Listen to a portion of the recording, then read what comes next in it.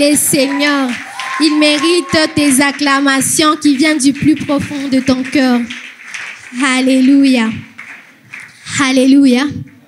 Je remercie grandement l'Éternel qui me permet d'être en vie et qui me donne encore la grâce de me tenir encore au devant de son peuple pour parler de lui. C'est une grâce et je suis vraiment reconnaissante. Je remercie aussi le comité de francophones qui m'a aussi donné l'occasion et l'opportunité de me présenter au devant de vous. Et j'espère aujourd'hui que Dieu va parler à un cœur parce que la parole de Dieu, elle vient nécessairement pour quelqu'un. Peut-être pas pour tout le monde, mais Dieu, il est celui qui peut laisser 99 brebis pour chercher une seule brebis. Et peut-être que tu es là ce matin et que tu t'es éloigné de Dieu. Mais Dieu, c'est lui qui est capable d'abandonner les 99 pour une seule brebis et est là pour toi ce matin. Amen. Je m'appelle Astrid Zongo. Je suis une enfant de la maison.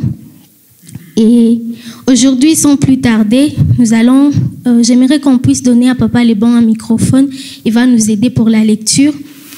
Nous allons, sans plus tarder, ouvrir nos Bibles dans l'évangile de Jean. Nous allons ouvrir nos Bibles dans l'évangile de Jean, le premier chapitre. Jean, le premier chapitre, on va lire, on va avoir une longue lecture. J'aimerais que nous puissions être attentifs. Lisons Jean 35 à 51.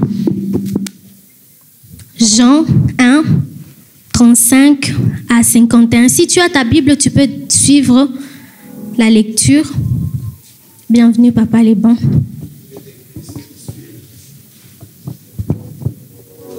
Lisons au nom de Jésus. Amen. L'évangile selon Jean, chapitre 1er, 35e verset à 51e. Il est écrit ce qui suit. Le lendemain, Jésus était encore là avec 2 de ses disciples. Et ayant regardé Jésus qui passait, il dit, voilà l'agneau de Dieu. Les 2 disciples l'entendirent prononcer ces paroles et ils suivirent Jésus. Jésus se retourna et voyant qu'ils les suivaient, il leur dit, que cherchez-vous? Ils lui répondirent, Rabbi, ce qui signifie maître, où demeures-tu? Venez, leur dit-il, et voyez. Ils allèrent et ils virent où il demeurait, et ils restèrent auprès de lui ces jours-là. C'était environ la 19e heure, la 10e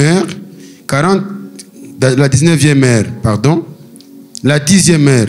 André, frère de Simon, Pierre, était l'un des 2 de ses disciples qui avaient entendu les paroles de Jésus. Les paroles de Jean et qui avait suivi Jésus.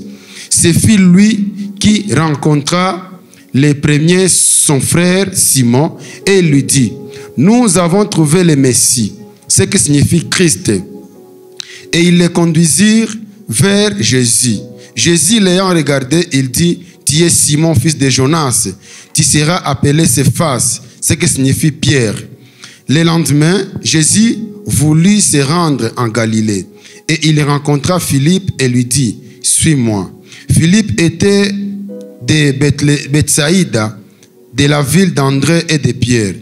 Philippe rencontra Nathanaël et lui dit, nous avons retrouvé celui de qui Moïse a écrit dans la loi et dont les prophètes ont parlé, Jésus de Nazareth, fils de Joseph. Nathanaël lui dit, peut-il venir de Nazareth quelque chose de bon? Philippe lui répondit, viens et vois. Jésus, voyant venir à lui Nathanaël, dit de lui, voici vraiment un Israélite dans lequel il n'y a point de fraude. D'où me connais-tu? Lui dit Nathanaël. Jésus lui répondit, avant que Philippe t'appelât, quand tu étais sous les figuiers, je t'ai vu. Nathanaël répondit et lui dit, Rabbi, tu es le Fils de Dieu, tu es le roi d'Israël. Jésus lui répondit, parce que je t'ai dit que je t'ai vu sous les figuiers, tu crois, tu verras de plus grandes choses que celles-ci. Et il lui dit, en vérité, vous verrez désormais le ciel ouvert et les anges de Dieu monter et descendre sur le Fils de l'homme. Amen. Amen. C'est un long passage que nous venons de lire, mais j'espère que nous avons suivi. Nous venons de lire dans Jean 1, 35 à 51. Dans ce passage, si nous avons bien compris, il est question des premiers disciples de Jésus. Les premiers disciples que Jésus a choisis. On est en train de nous parler de André, le frère de Simon-Pierre lui-même, Philippe, qui étaient tous des Bethsaïda, et on nous parle enfin de Nathanaël, qui lui était de Cana en Galilée. Toutes ces choses se passent pendant que Jean est en train de donner, Jean le Baptiste, il est en train de donner son témoignage. Et Jésus s'est dit, je vais aller en Galilée. Mais loin de moi aujourd'hui de nous donner la liste des disciples de Jésus ou de nous dire qui il a appelé en premier. Ce qui nous intéresse aujourd'hui est que Jésus les a choisis. Personne n'est venu à Jésus tout seul. Peu importe la manière dont Jésus les a appelés, une chose est certaine est que Jésus les a choisis. Amen. Et j'aimerais dire à quelqu'un ce matin que si tu es là ce matin présent, dans la présence de Dieu, dans la maison de Dieu, où tu n'es pas resté à la maison, ça veut dire que Jésus t'a choisi. D'une manière ou d'une autre, Jésus t'a appelé, il t'a choisi. Et donc tu es heureux. Et quand Jésus a choisi ses disciples, vraiment, c'était des gens qui n'ont pas les mêmes critères. Parfois, pour un poste qu'on veut recruter, on donne des critères. Il faut que la personne soit comme ça, comme ça, comme ça et comme ça. Mais avec Jésus, je ne connais pas vraiment des critères. Parce que dans le ministère de Jésus, Jésus a appelé des gens comme ci, comme ça. C'est lui seul qui connaît les critères. Mais là non plus n'est pas la question. Ce qui est important, ce n'est pas que Jésus ait appelé ces gens. L'important, c'est que ces gens-là ont accepté. Ces gens-là ont dit oui. Parce que Dieu lance son appel à tout le monde. Mais seuls ceux qui acceptent l'appel de Dieu sont les plus heureux. Amen. Et aujourd'hui, j'aimerais nous parler de ces disciples qui ont accepté, ils ont entendu l'appel de Dieu et ils ont dit oui. Et comme on le dit dans la Bible, dans 2 Corinthiens 5, 17, si quelqu'un est en Christ, il est une nouvelle créature. Les choses passées, les choses anciennes sont passées. Et maintenant, toutes choses sont nouvelles. Amen. Et cela a commencé avec les disciples. Parfois, on se demande, les disciples, quand est-ce qu'ils ont donné leur vie à Jésus? C'est quand Jésus les appelait qu'ils donnaient leur vie à Jésus. On n'a pas besoin de cérémonies pour donner sa vie à Jésus. Quand on a compris et qu'on dit oui et c'est fait, le tour est joué, on est déjà enfant de Dieu. Le fait de devenir une nouvelle créature se fait d'une manière automatique. Et j'aime une chose, cela a commencé avec les disciples. Aujourd'hui, demande-toi, est-ce que je suis chrétien? Parce qu'aujourd'hui, tout le monde peut porter le nom de chrétien. C'est étonnant quand on regarde les statistiques des chrétiens dans le monde. Nous sommes tellement nombreux. Mais est-ce que si Jésus revenait, tout à l'heure, Chambingu comme ça, si Jésus revenait, est-ce qu'on sera aussi nombreux à monter? Aujourd'hui, demande-toi, si tu portes déjà ce nom de chrétien, est-ce que Jésus est ton maître? Si Jésus est ton maître, est-ce que tu es une nouvelle créature? Si tu es une nouvelle créature, c'est-à-dire que les choses anciennes, mambo ya bouizi, c'est passé. Mambo ya kousé mabongo, c'est passé. Les calomnies, les médisances, le manque de pardon, l'égoïsme, le mépris, l'orgueil. Ça veut dire que toutes ces choses-là sont passées. Aujourd'hui, maintenant, si tu es une nouvelle créature, c'est l'amour qui te caractérise. La joie, la paix, la bonté, la patience. Nous manquons parfois de patience. Et nous disons être remplis de Saint-Esprit, mais nous manquons parfois de patience. Combien de fois nous manquons de montrer de l'amour à nos frères et à nos sœurs? Combien de fois nous sommes seulement dans les matières vues et nous ne sommes pas vraiment dans la profondeur avec Dieu? Quand on est une nouvelle créature, c'est la sainteté qui nous caractérise. Quand on est une nouvelle créature, c'est la prière qui nous caractérise. Quand on est une nouvelle créature, les choses anciennes sont passées. Que Dieu nous délivre. Amen. Aujourd'hui, j'aimerais qu'on jette un petit coup d'œil sur un des disciples qui n'est pas trop connu. Un des disciples de Jésus. Parfois, on parle souvent de Jean, on parle de Pierre. On peut aussi parler de beaucoup d'autres personnes. Mais dans la Bible, on nous donne une liste de 12 disciples. Et parfois, ces autres-là, on n'en parle pas souvent. Aujourd'hui, Dieu m'a mis à cœur de nous parler d'un disciple de Jésus qui n'est pas vraiment trop connu, mais qui a quand même quelque chose à nous apprendre. Avant de parler de ces disciples, signalons que quand Dieu nous choisit, il ne nous choisit pas à cause de nos capacités. S'il y a quelqu'un qui pense que Dieu m'a choisi parce que je suis comme ça, je sais faire ceci, je sais faire cela, j'aimerais te dire que you are wrong. Tu n'es pas dans le vrai. Parce que si on prend si on prend Pierre, il avait un tempérament de feu. Si on prend Matthieu, c'était un collecteur d'impôts.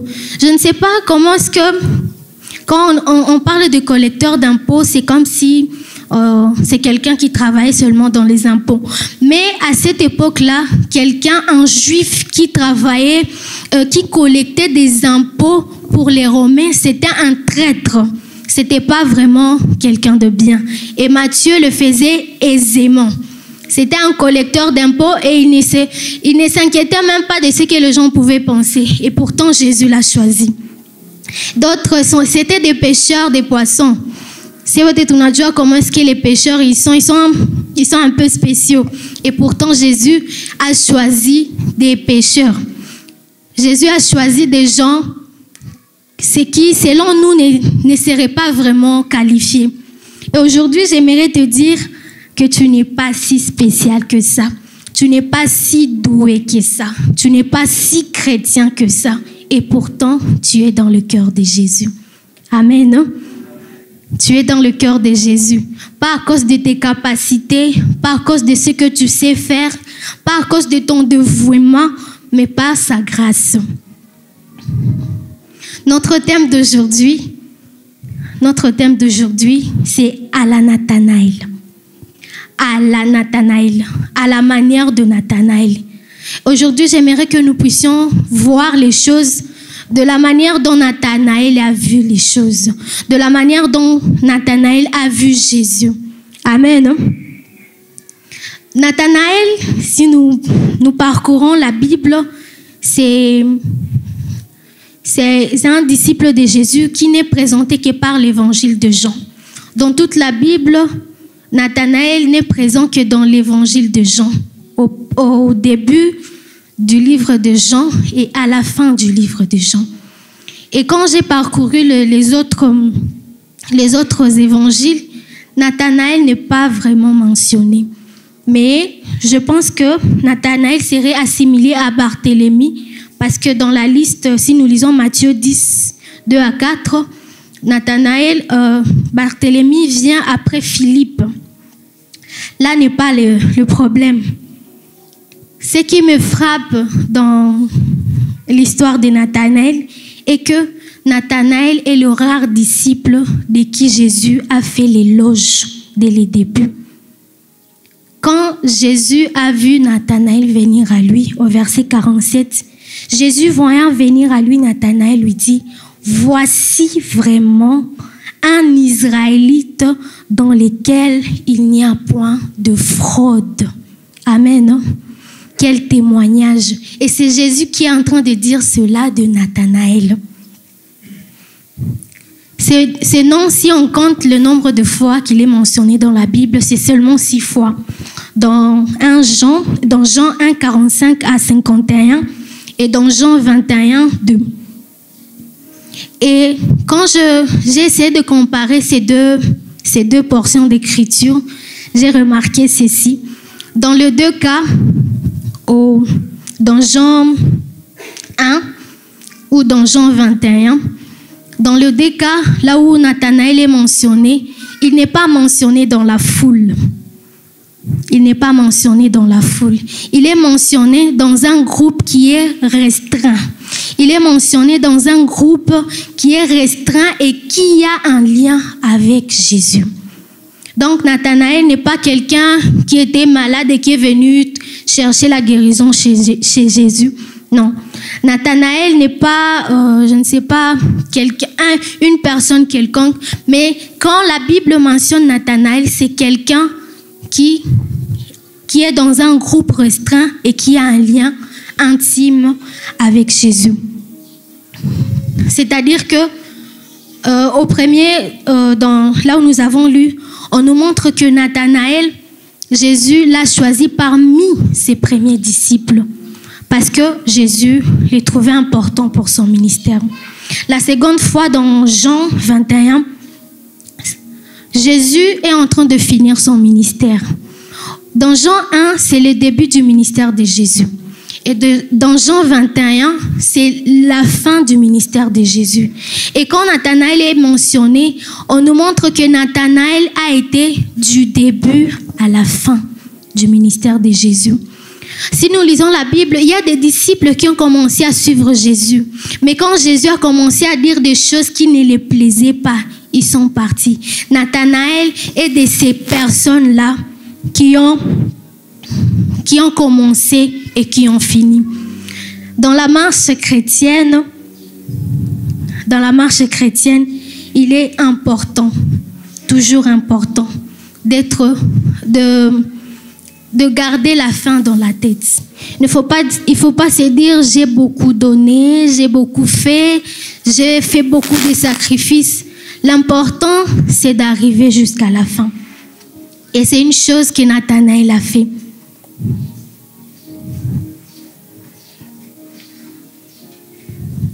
Une chose que nous devons savoir est que peut-être que Nathanaël, comme il n'est pas vraiment beaucoup mentionné dans la Bible, peut-être qu'il n'a pas fait grand-chose, peut-être qu'il n'a pas accompli des exploits, mais il est important parce qu'il a été avec Jésus jusqu'à la fin.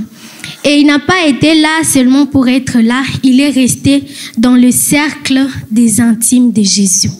Le cercle des intimes de Jésus. C'est quoi le cercle des intimes de Jésus? Quand est-ce que je peux dire que je suis intime de Jésus? Aujourd'hui, avec les chants, tout le monde peut composer, je suis intime de Jésus, mon meilleur ami, tout ça, tout ça. Mais quand est-ce que je suis vraiment l'intime de Jésus? Je suis l'intime de Jésus quand j'accepte son appel. Je suis intime de Jésus quand je reconnais qu'il est le Fils de Dieu. Je suis intime de Dieu quand j'accepte ce qu'il me propose, même si je trouve que ce n'est pas intéressant.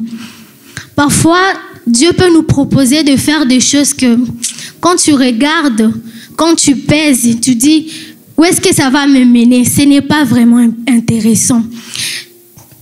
Nathanaël, ici, comme on a lu, Philippe est allé rencontrer Nathanaël et lui a dit, nous avons trouvé le Messie. C'était une bonne nouvelle parce que tous les Juifs attendaient le Messie. Mais Philippe a continué, il a dit, nous avons trouvé celui dont Moïse a parlé, le Messie. Et puis il a dit son nom, Jésus de Nazareth. Je suis sûre que Nathanaël a ri, il a dit, ah, Nazareth, est-ce que quelque chose de bon peut sortir de Nazareth? Amen. Hein? Même si Nazareth n'est pas bien réputée, c'est la ville du Messie. Amen. Hein? Voilà pourquoi, même quand Dieu te propose quelque chose qui semble vraiment de terre à terre, une chose qui n'est pas vraiment trop intéressante, il faut seulement le croire. Il faut seulement y aller. Et quand tu as cette capacité de croire en Dieu, même quand ce qu'il propose, c'est pas vraiment joli, là tu es un intime de Dieu. Et Nathanaël, on ne lui a pas donné beaucoup d'explications. Philippe lui a dit, viens et vois. Amen. Hein? Viens et vois. Et Nathanaël est allé. Aujourd'hui, je ne sais pas ce qui te freine d'être vraiment disciple de Dieu. Parce qu'une chose est certaine, c'est facile de paraître devant les gens comme un intime de Dieu.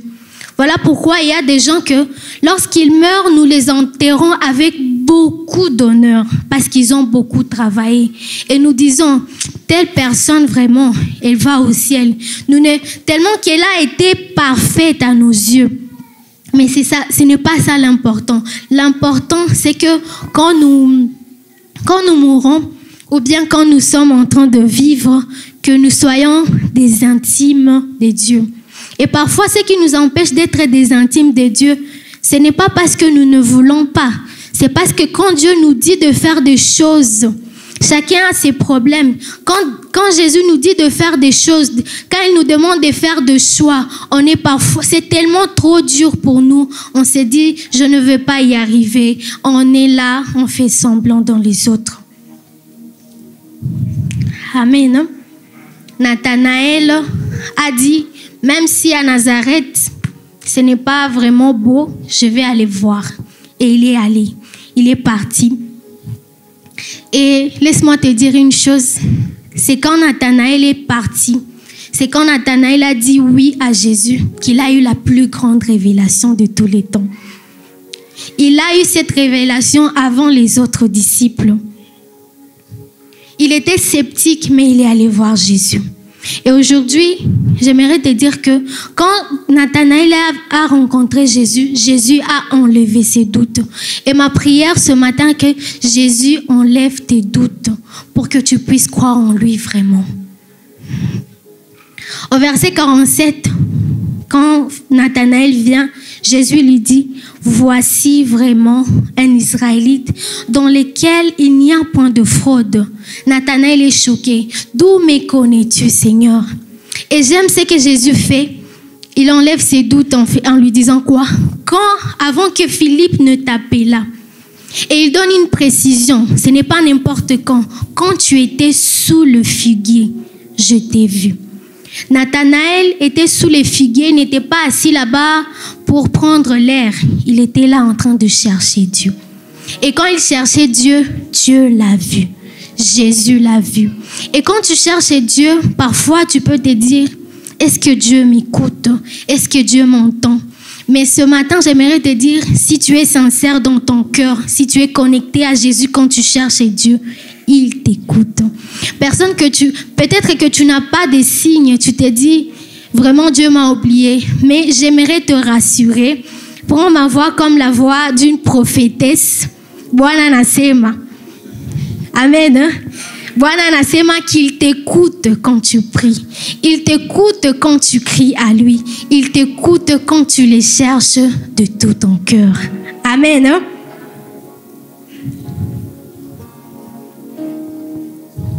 Quand on cherche Dieu, Dieu nous amène dans une autre dimension. Amen. Hein? Et parfois, nous voulons changer des dimensions qui mouillent. Mais Dieu, il veut nous faire monter des dimensions spirituellement d'abord. Il veut nous faire monter des dimensions spirituellement, pas nécessairement charnellement. Et Nathanaël, qui n'était qu'un simple juif pieux, c'était un juif qui était irréprochable. Et Jésus l'a reconnu. Mais Jésus a fait monter Nathanaël de la dimension d'un simple juif pieux à la dimension d'enfant de Dieu. Nathanaël n'était qu'un simple juif pieux, mais il est monté à la dimension d'ami de Dieu. Aujourd'hui, ma prière que Dieu accouche sur la dimension d'un simple religieux et qu'il t'amène dans la dimension de l'intime de Dieu. Amen. Ce n'est pas important d'être religieux. tout le monde aujourd'hui a une religion. Tout le monde a une religion. Mais que Dieu nous enlève de cette dimension-là où nous nous contentons d'être des religieux. Nous nous contentons d'être dans une communauté. Nous nous contentons d'être dans une église. Mais qu'il nous amène dans la dimension où nous sommes les amis, les intimes de Dieu. Les enfants, les fils de Dieu. Amen. Quand Nathanaël a cherché Dieu, Dieu l'a amené à la dimension de Jacob. Papa, les bons vont encore nous aider. Va nous aider à lire Genèse 28. Genèse 28, le 12e verset. Genèse 28, le 12e verset.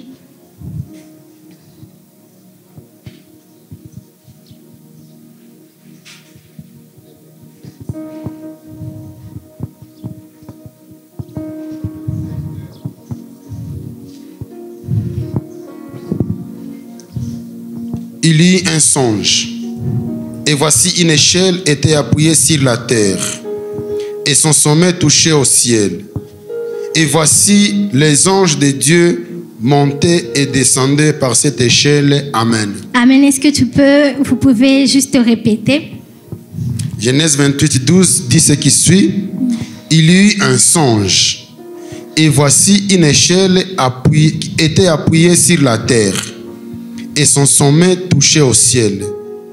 Et voici les anges de Dieu montaient et descendaient par cette échelle. Amen. Amen. Il s'agit de Jacob. Quand Jacob était en train de fuir son frère. Et quand il était dans son voyage, il s'est dit, je vais me reposer. Il a pris une pierre. Il a commencé à dormir. Et pendant qu'il dormait, il a eu un songe. Il a vu une échelle. Il a vu une échelle. C'est comme si il a vu le ciel qui s'ouvrait. Et il a vu une échelle et des anges montaient et descendaient. Les anges montaient et descendaient. Je vais relire le verset 51 de Jean 1. Et il lui dit, en vérité, vous verrez désormais le ciel ouvert et les anges de Dieu monter et descendre sur le Fils de l'homme. C'est Nathanaël qui a eu le premier cette révélation. Il a eu la révélation selon laquelle Jésus est l'échelle. Jésus est l'échelle sur laquelle les anges montent et descendent. Et cette échelle n'est pas connectée n'importe où, il est connecté au ciel. Amen. Aujourd'hui, j'aimerais te dire que nous sommes en train de rater les bénédictions. Nous sommes en train de vaciller. Nous sommes juste comme ça. Nos vies ne changent pas parce que nos yeux ne sont pas fixés sur Jésus. Nos yeux ne voient pas Jésus. Amen. Ma mère nous a fait remarquer une chose, que c'est une chose qui est devenue normale aujourd'hui. Les chrétiens aujourd'hui, surtout les Baboros, on a plus de soif d'entrer dans la présence de Dieu quand on a des lourds fardeaux. Quand tu as une requête qui est vraiment trop lourde, tu deviens Moudjakazi. Tu deviens serviteur de Dieu parce que tu as une requête. Et parfois, on ne le dit pas. On est juste là dans les autres et on travaille, on fait le service pour Dieu. Mais on dirait que notre travail aujourd'hui, c'est de prier pour les requêtes. Quand il faut prier pour les requêtes, on est vraiment mobilisé. On est, je ne sais pas, on a comme du carburant. On peut prier toute la nuit s'il s'agit de requêtes. Mais qui de nous peut prendre 3 jours pour chercher la face de Dieu, pour dire Jésus, je t'aime, je veux te connaître. Je vais te connaître en profondeur. Qui de nous peut faire une semaine de jeûne, de prière à la montagne, seulement pour chercher Dieu? Seulement pour dire Jésus, je veux être avec toi. Qui de nous peut prendre 30 minutes dans la journée, 1 heure dans la journée pour dire merci Jésus, pour dire Jésus, je veux te connaître, je veux m'approcher de toi? On est en train de passer à côté de beaucoup de choses parce qu'on est en train de laisser l'échelle qui monte, qui nous donne accès au ciel. On est en train de laisser l'échelle qui nous donne l'accès à nos promesses, qui nous donne l'accès à la solution aux problèmes. On s'est dit, je vais chercher Dieu, mais est-ce que nous allons chercher Dieu ou est-ce que nous voulons des solutions à nos problèmes? Amen. Dieu ne nous a pas appelés pour que nous puissions prier pour les requêtes. Non, non, non, non. Si nous lisons bien dans Matthieu 6, on commence là-bas à 30, on descend. Si nous lisons dans Matthieu 6, on est en train de nous dire que c'est Jésus qui est en train de parler. Toutes ces choses-là, oh, je ne sais pas, le mariage, même la paix pour notre pays, tout ce que tu peux avoir comme requête, tout ça, ce sont les païens. Ce sont les païens qui demandent cela. Les enfants de Dieu, ils sont censés chercher le royaume de Dieu. C'est ce que nous sommes censés chercher. Et Dieu nous dit que parfois nous sommes restés à prier pour les requêtes trop longtemps parce que nous avons zappé ce qui est essentiel. Si nous étions plongés dans la présence de Dieu en train de chercher le royaume de Dieu, si nos pensées n'étaient que pour chercher le royaume de Dieu, on n'aurait pas beaucoup de problèmes. On a beaucoup de problèmes parce qu'on a laissé l'échelle qui mène au ciel. On l'a abandonnée. Mais aujourd'hui, Dieu veut que nous puissions revenir à cette échelle. L'échelle-là qui monte vers le ciel. Ce n'est pas des choses... avec Dieu, ce n'est pas comme si il faut... Comme on fait avec les marabouts. J'ai un problème, je viens, je lui explique, il me dit, il faut faire ceci, ceci, ceci. Non.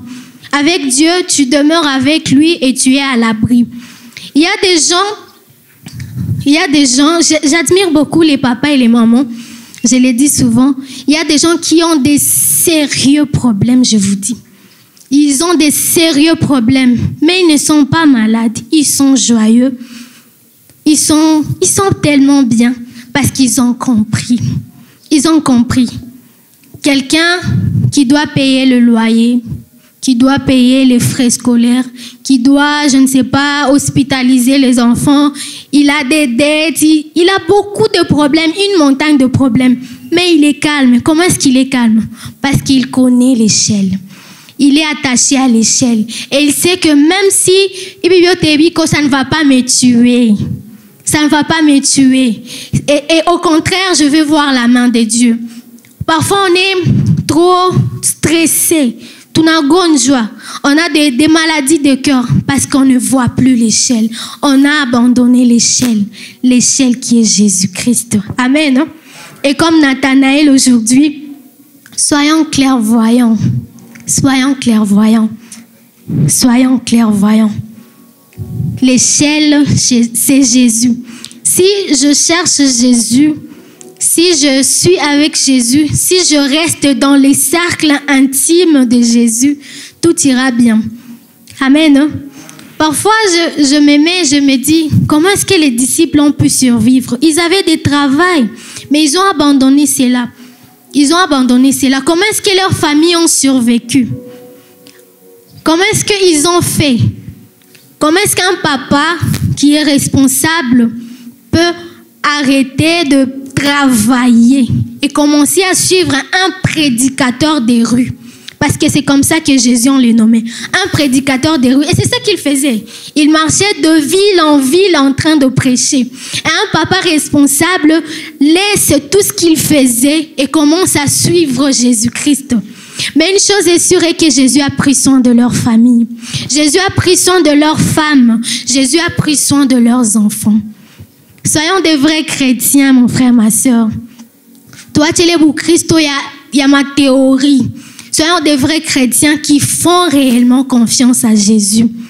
Dans les situations courantes de la vie, soyons des vrais chrétiens. Restons dans les cercles intimes de Jésus. Ne nous compromettons pas à cause de la vie. Parce que, amen.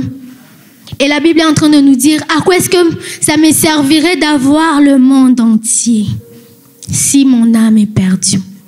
à quoi est-ce que cela me servirait?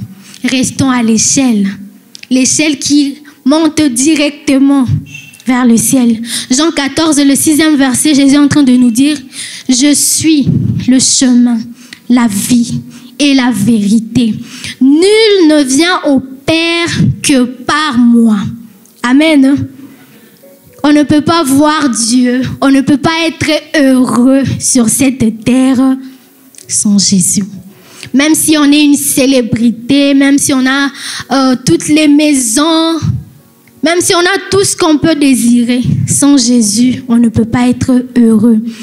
Et tout le monde ici, quand on est, jusqu'à ce qu'on va mourir, on est à la quête du bonheur. Et pourtant, on nous a donné ça gratuitement. Et Nathanaël a su cela.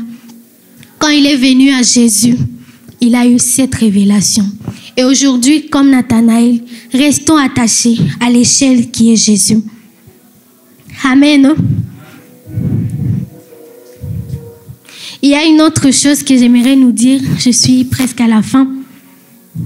Je suis un intime de Jésus quand je les laisse contrôler mes pensées. Il y a un philosophe qui a dit, je pense que c'est René Descartes, il a dit « Cogito ergo sum ». Je pense, donc je suis. Donc, ce qui se trame dans tes pensées révèle vraiment ce qui tu es. Papa les bons va encore nous aider. J'aimerais que tu puisses souligner ce verset de Philippiens 4:8. Philippiens 4:8. Souligne ce verset dans ta Bible. Ça va t'aider. Philippiens 4:8. Ça va t'aider dans ta vie, dans la marche avec Jésus. Parce que parfois, nous livrons nos pensées dans n'importe quoi, alors que nos pensées, c'est nous-mêmes. Amen. Philippiens 4:8. Lisons au nom de Jésus. Au reste, frères, que tout ce qui est vrai, tout ce qui est honorable, tout ce qui est juste, tout ce qui est pur, tout ce qui est aimable, tout ce qui mérite l'approbation, tout ce qui est vertueux et digne de louange, soit l'objet de vos pensées. Amen. Amen. C'est un verset que j'aime beaucoup. C'est un challenge pour nous les enfants de Dieu. La Bible nous dit que tout ce qui est vrai, tu es là chez toi, tu commences à dire, tel c'est mon mari, oh tel c'est ma femme, et tu t'imagines des choses alors que ce n'est pas ton mari. Ce n'est pas vrai, ce n'est pas ta femme. Amen. Tu es là à la maison, tu t'imagines des choses et tu développes. Pendant des heures, tu es en train de développer des idées qui sont fausses. Vous savez d'où est-ce que vient la dépression? C'est quand tu as passé beaucoup de temps en train de penser et puis quand tu viens dans la réalité, c'est tellement différent. Tu déprimes. Amen. La Bible nous dit de penser des choses qui sont vraies. Amen. Que tout ce qui est honorable, juste, pur. Tes pensées, comment est-ce que sont tes pensées? Quand Jésus a vu Nathanaël, il a dit, voici un vrai Israélite dans lequel il n'y a point de fraude. Si on demandait à Jésus aujourd'hui, qu'est-ce qu'il va dire de toi? Est-ce que est-ce que Jésus ne va pas dire ça? Tes pensées, est-ce que tes pensées sont pures? Il y a des gens pour qui ils n'ont même plus besoin des sites de pornographie. C'est tellement plein dans ta tête que tu n'as même plus besoin de visualiser. Tu ne restes que là, tu penses des choses qui ne sont pas pures, des choses qui sont sales. Mais la parole de Dieu nous dit que nos pensées soient pures, que nos pensées soient aimables. Quand tu vois ton frère ou ta soeur, qu'est-ce qui te vient à l'esprit? Mukaoni kwanza. Elle n'est même pas belle. Ça, ce n'est pas aimable. Ce n'est pas aimable. Et voilà pourquoi Dieu nous dit que nous devons lui céder nos pensées. Nous devons apprendre à céder nos pensées à Jésus. Parce que si je cède mes pensées à Jésus, je ne vais pas mal réagir. Amen. Si j'essaie de me penser à Jésus, je vais faire des choses qui sont bonnes. Je vais être, positive. Amen. Parfois, nous sommes trop sceptiques face à la vie parce que nos pensées, nous les livrons facilement au diable. Si le diable veut nous parler, il vient dans nos pensées. Et parfois, nous prenons du temps à penser quand nous avons vu de choses, quand on a vu de films, quand on a passé trop de temps en train de popo ça, quand on fait des choses qui ne sont pas très bonnes, on expose nos pensées.